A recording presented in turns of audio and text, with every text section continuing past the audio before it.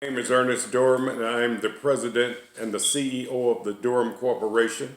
The Durham Corporation is a 39-year-old hair care products company. And before we get started with our presentation on how the black hair care industry can assist us in recreating our own prosperous economy using the black hair care industry, brothers and sisters, that's what we're going to use to recreate our own prosperous economy. But before we get into that, I want to share some important information with you by showing you where black Americans rank in the world as far as spending power and economic stability is concerned. I need for everyone to see where their economic wealth lies, brothers and sisters. So what I want you to understand is that we as a black race of people in America, we spend over $500 billion annually for hair care products. And you all have heard me say that before. We spend nearly 9 times more than non-blacks, brothers and sisters, because we have the type of hair that we need to do a lot of extra things to it in order to make it look the way we want it to. Okay, so we spend nearly 9 times much more than non-blacks on hair care products. And keep in mind that the hair weave industry, brothers and sisters, generates another $9 billion annually. So this is money that we spend on a regular basis in our neighborhood beauty supply stores. Let's keep that in mind. Now, annually, black Americans spend about $2 billion on Air Jordans, brothers and sisters, $4 billion on alcohol and beer, $600 million on fast food, and over $1 billion on Timberlands. And this is on an annual basis.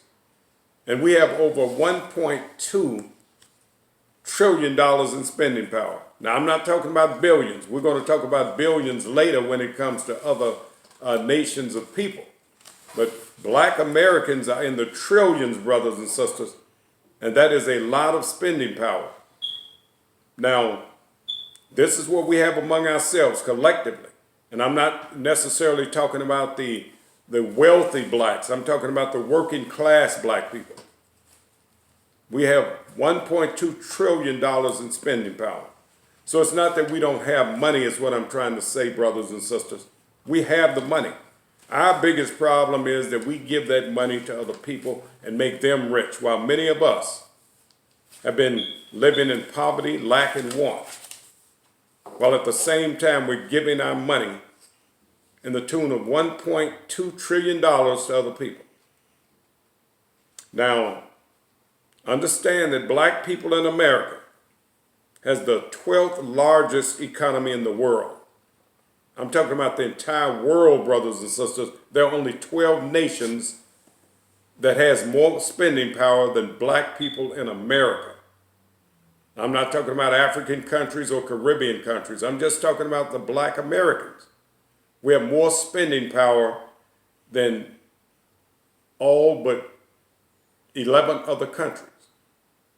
Now, the 11 other countries that have more spending power than us, and everything is about statistics, brothers and sisters. Before we can move forward, we have to have these figures. We have to have these statistics to see where we fit in the scheme of things on the world economic market as far as wealth is concerned. So now the 11 countries that have more wealth than black Americans now, I'm not talking about all of America, just black America. And Russia is the next one, is the first one. It's only at 1.578 trillion. Now we're at 1.2. As black Americans, we're at $1.2 trillion, and Russia is only at 1.578 trillion. So they're not that far ahead of black America. These are some amazing figures, brothers and sisters. And let's look at Canada. As big as Canada is, they only have $1.8 trillion worth of spending power. And like I said, black America is at 1.2 trillion. They're not that far ahead of us. Now, Brazil has 2.14 trillion. Italy has 2.18 trillion. India has 2.85 trillion. France has 2.93 trillion. The United Kingdom has 2.94 trillion, and that includes England, Ireland, Scotland, and Wales. So if you break those up, England may have more spending power than us, but Ireland, Scotland, and Wales don't. I'm sure they don't. Because it takes all four of them just to equal 2.94 trillion.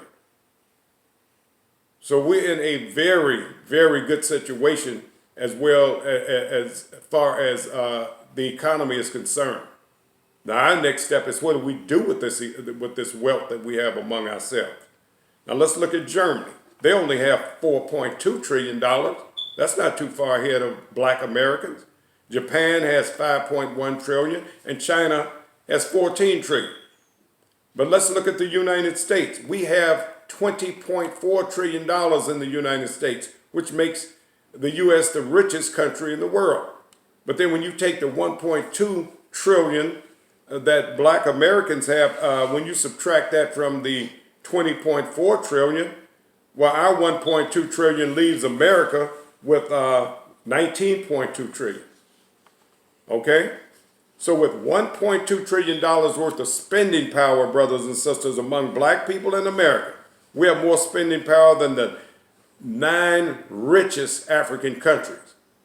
I want you all to think about what I'm saying. Listen to this broadcast over and over. Let this sink in so we'll know how to prepare for our future.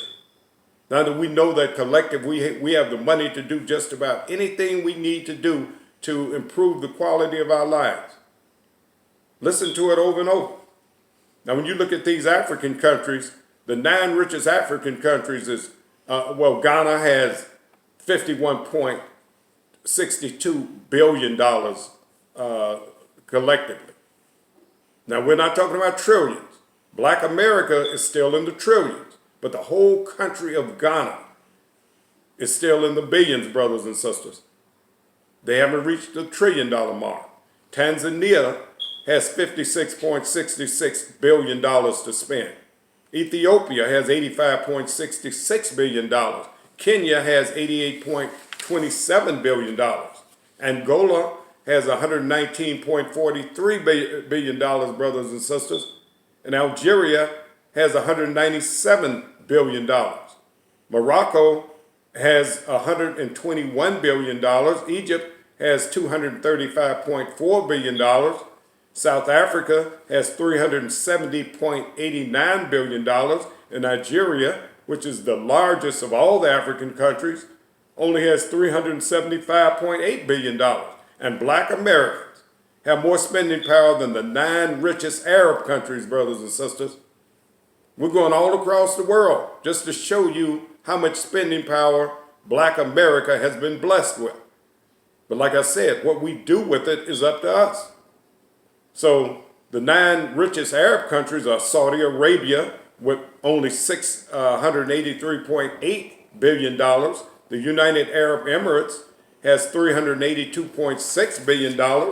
Qatar has only $167.6 billion. Pakistan has $305 billion. Iran has $439.5 billion. Iraq has $197.7 billion. Syria has $40.41 billion. Lebanon has $51.84 billion. And Israel has $350.9 billion, brothers and sisters. Now that we know how much money we're worth as opposed to all the other countries in the world, brothers and sisters, what are we going to do with this knowledge? Are we going to use this knowledge to control our own destiny or continue to live in poverty and keep complaining about what's happening to us? Like so many of us do on a daily basis, we complain about what other people are doing to us, but we're richer than most other people. It's time for us to wake up and start controlling our spending power by trusting each other first, brothers and sisters, and then buying from and selling to each other. That's the key.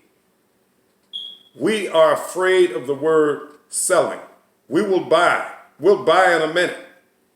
But when it comes to selling, which is the foundation of wealth, we don't want to do that. But this is what we'll have to do. If we're going to be prepared for the future, we're going to have to sell. Now, many of you have probably heard of Black Wall Street. We talk about it all the time, which was a period in time in the history of America when we as black people had our own cities. We had our own banks and hospitals, schools, police and fire departments, and we had businesses, brothers and sisters, that were very prosperous. Because, once again, we worked in unity. And that's a key word, unity. We worked together, brothers and sisters, and we bought from and sold to each other. And if we're going to recreate that prosperous economy, we've got to get back to that scenario. And we created a very prosperous economy for ourselves without asking and begging other races of people for their wealth like so many of us are doing today, brothers and sisters. And Black Wall Street is only the model. It's not that we're going to call ourselves that, but it's the model that we're going to pattern ourselves after because it was successful. So in order to create our own prosperous economy, brothers and sisters, there are 4 things that we must have in our communities to make sure that we prosper and that we're able to survive from within. And the first one is a bank. And if we can't get a bank right away, we have to have a steady stream of income to provide financial security for us, brothers and sisters. And the Durham Corporation is prepared to provide that financial security that we'll need. And the next things are schools, grocery stores, and hospitals, brothers and sisters, and we can't survive from within without those things. We've got to have hospitals for the sick, schools to educate our youth, and grocery stores to buy our food. And I'm talking about the kind of food that's nourishing, not the kind of food that a lot of our neighborhoods are forced to buy, with old fruit and vegetables and stale bread and just almost rotted meat. We've got to have our own everything, brothers and sisters, and we have the resources to do it. Because Black America, once again, is the richest black nation on earth. And we're the only black population, brothers and sisters, that has the ability to improve our situation. Because the black people in Africa and the Caribbean don't have access to the money that we have access to. So they're not able to help themselves the way that we are. But because of brainwashing and self-hate, brothers and sisters, we haven't been able to get ourselves out of the deplorable living conditions that many of our people have been forced to live in. So, but when you look at sports, brothers and sisters, in all sports, we've all learned to play as a team. Anybody that plays sports, you play as a team. But as a race of people up until now, we haven't learned to play as a team. We shouldn't be mad at other people, other races of people, because they've learned to play as a team. They work in unity. Because when we learn the power of unity, brothers and sisters, we'll have this poverty and racism thing beat. The reason we don't have it beat right now, we continue to complain about it, is because we haven't played it as a team. So that being said, I'm not going to spend 1 second complaining about racism, discrimination, and police brutality. Because like I said, collectively, we have the resources, which is the wealth, to do something about them. We can make all the changes that we need to make. All we have to do is start working together, brothers and sisters. We all know what's being done to us. All you have to do is look at the news. You hear about that all the time. But now it's time to start working together as a team and do something about it, is what I'm saying, brothers and sisters. Otherwise, these things will just continue to happen to us. And I know the things that I've talked about can't be accomplished overnight. I know that. But you can start now by emailing us and requesting your forms to get started, and join me in my efforts to recreate the prosperous economy that we once had.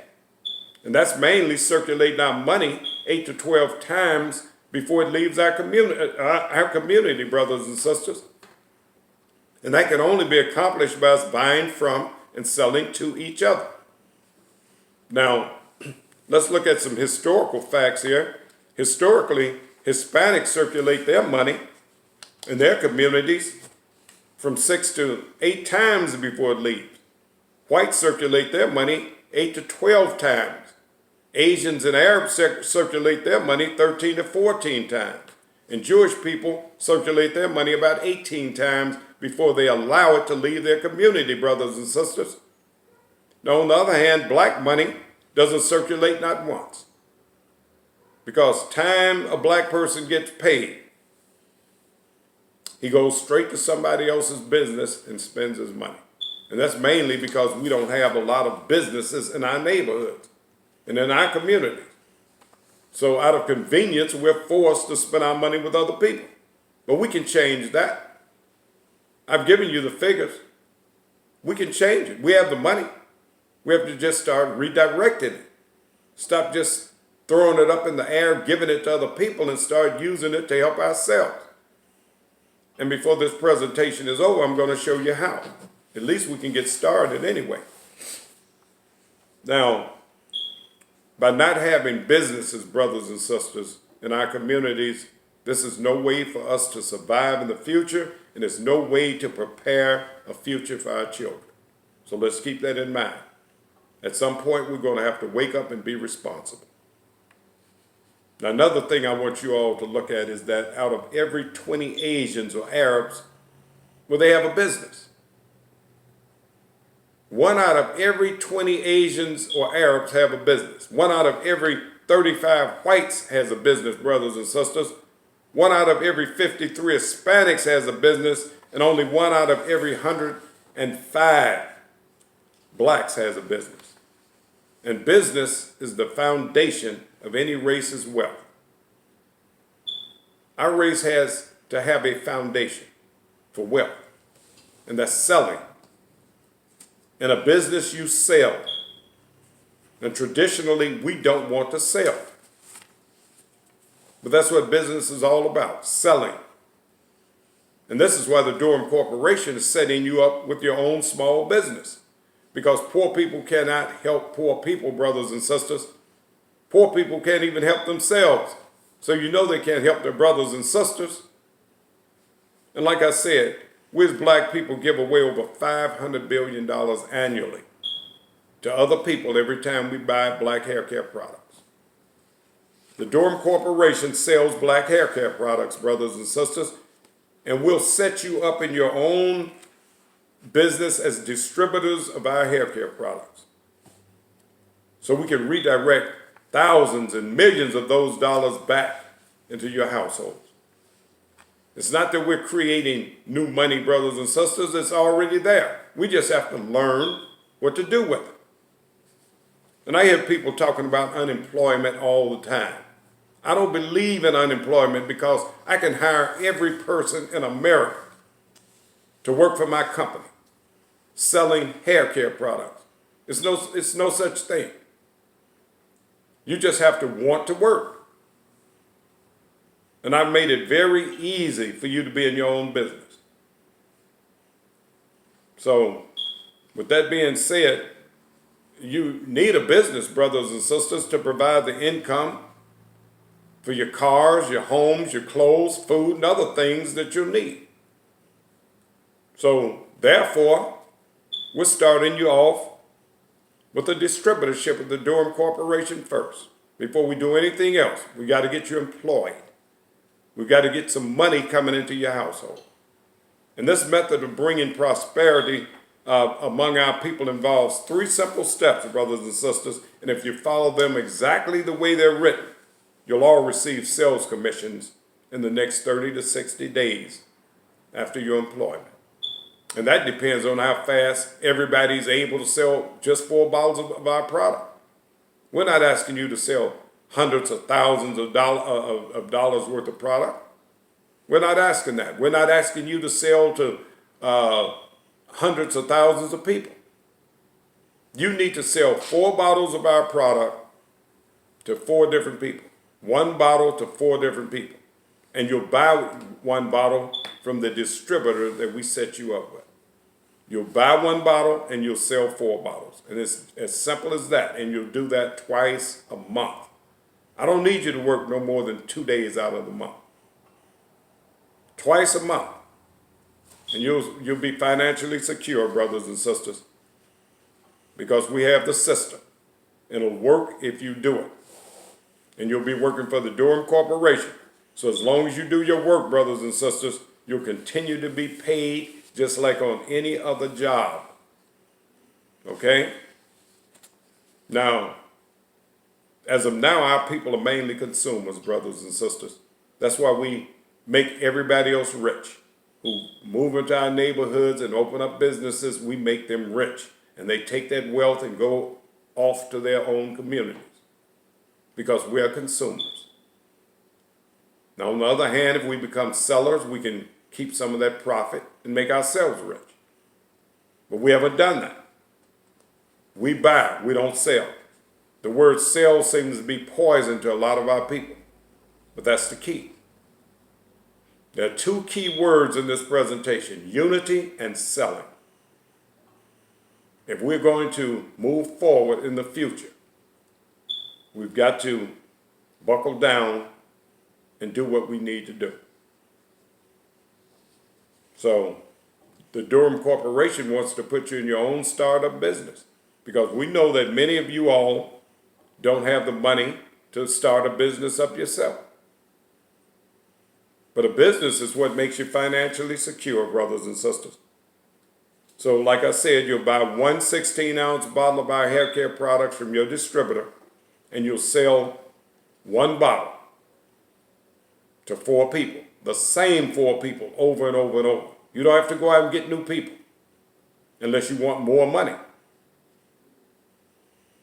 But the system involves you buying 1 bottle and selling 4 bottles. And we'll do that over and over because we circulate money, brothers and sisters. You'll spend your sales commission that you'll receive every month. You'll spend that, but you'll circulate the price of the bottled product that you'll get from your 4 people that you sell to. We'll keep that circulating.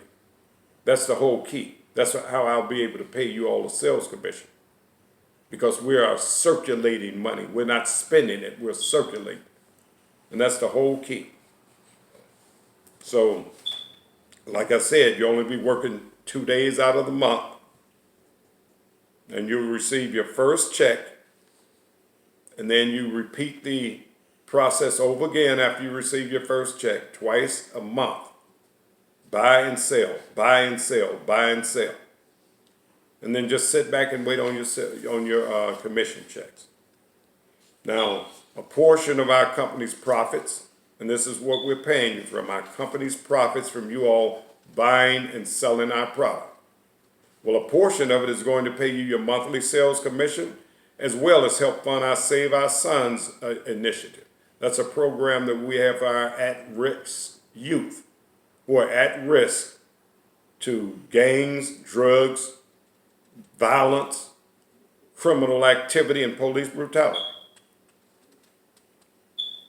Now, Save Our Sons, we call it SOS. That's the distress signal. Save our sons, because our youth is in a distressful situation out in the world at this time, brothers and sisters, and it's up to us to save them. We're talking about trade schools. Everybody might not be cut out for college, but at least if they go to trade school, that we will pay for. In our communities, we will pay for the trade schools and send them out in the world as responsible citizens who can do something with their hands. They can work with their hands. So our live broadcast is every week, brothers and sisters, and it allows you to request the necessary forms to enroll in our efforts to recreate our own prosperous economy and build our own cities around America with our own businesses. So please request your employment forms and more details by emailing us at WEPA, W-E-P-A, that stands for We're Empowered to Prosper in America. So that's WEPA 4U2. That's the number 4, the letter U, the number 2 at AOL.com. So email us and request the information for your distributorship so that we can get you started. We can set you up with a distributor and you can sell your 4 bottles of product to 4 different people. Now, one more thing before I introduce my co-host, Mrs. Claudia Burrows, who's going to be working with us. She's an educator because our youth has to be educated, brothers and sisters, in our communities. So I want to just admonish you all that the sales commissions that you'll receive is not tax-free money. So the 1099 forms will be issued at the year's end. So I want to admonish you all to pay your taxes on this money. It's not free money, brothers and sisters. It's just like any other job. But you are independent contractors, so pay your sales tax on this money. Get yourself a good accountant. Now, Mrs. Burrows, how are you doing? I'm good. How All about right. you? Mrs. Burrows is an educator. Like I said, she's involved in cosmetology, and she's offering her services once we get things moving, really get things going. She's going to come in and teach cosmetology. You also have daughters who are teachers also. Yes. So can you tell us a little bit about what you plan on doing to help the brothers and sisters as we awaken spiritually and start working together to improve the quality of our lives? Well, once again, cosmetology is the study and the art of hair, skin, and nails, and I'm a hairstylist, and one of my daughters is a nail educator, and the other one is an esthetician. So we do plan to bring our expertise to the community to once again, like you say, start trades. You know, like you said, everybody's not meant for college. If you can, that's great. Yeah. But a trade, something that can just afford you everything that you need in life, take care of you just as if you went to college, you know, because I remember people used to say, well, a hairstylist or, you know, a barber, if they do it right, make a business out of it, you can make just as much money as a doctor and a lawyer. So it really depends on how driven you are in the industry. Some people know how to really take it there. So Yeah. that's something that I know. That's the only thing I can bring to a community. Is something I know. I'm not trying to bring anything I have no skill, no knowledge of. So that's what I would like to bring to the community. Okay. But I do want to go back to something you just said. Yes, ma'am. As far as you creating a business for everybody to be able to go on business for themselves. I think that a lot of black people think they have to go out and get a loan to get a business started and things like that. So I do like the fact that they don't have to, because typically when you go out to get these loans, if they know that you're going to start up a business, you may not get that loan. Yeah. They figure, okay, we're going to give you a loan so you can go further and further deeper into debt. So I can give you a car loan or maybe a home loan, but for a commercial piece of property so you can create a business for yourself. It's really hard for a lot of these black people to go out there and get those types of loans. Even a vacation loan. Yeah, you can go on vacation, but nothing that's going to prosper you. Nothing that's going to improve the quality of your life and make you self-sufficient. So I do like the fact that this is not a loan. It's still dealing with another business, and you're getting started somewhere through a company. But this is your startup. This is your startup. This is your startup. And once again, like we mentioned a little while ago, I think it's very important that everybody know who you are, your startup, how you can help them become startup businesses, because from the things that you've done, I think it's really hard for a person to say, well, okay, I'm gonna do this, but how do I know that they've really been successful, that they've done anything? I think it's good for everybody to know who you are, what type of person and integrity you have, the type of businesses that you've created in the past, so they can look forward to the future with you as a company. So can you kind of like just break it down? Well, you know, I've done quite a bit of things in my life and in the industry, and I don't want to sound braggadocious. So okay, but sometimes you got it's not really bragging. You just want to let it be known.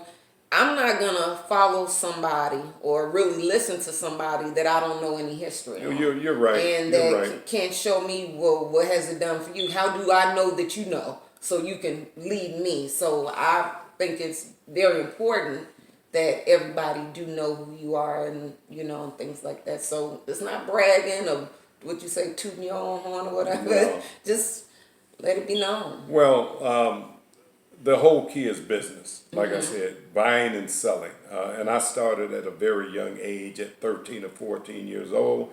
I grew up in Chicago on the south side in a Chicago housing development. And I started cutting hair in my bedroom for 25 cents a head at like 13 or 14 years old, like I said. And it just evolved from there. Then later I started working in the neighborhood barber shop, and about 3 years later after working there, I bought it. And then I expanded maybe 3 or 4 years later and bought a second salon in the Roseland area. And my family was very instrumental. My brother and my sisters, they all worked with me.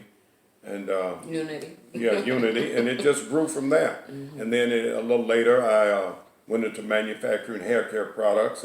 I've had a beauty school, and it's all about giving back, brothers and sisters, because my beauty school was free to the community.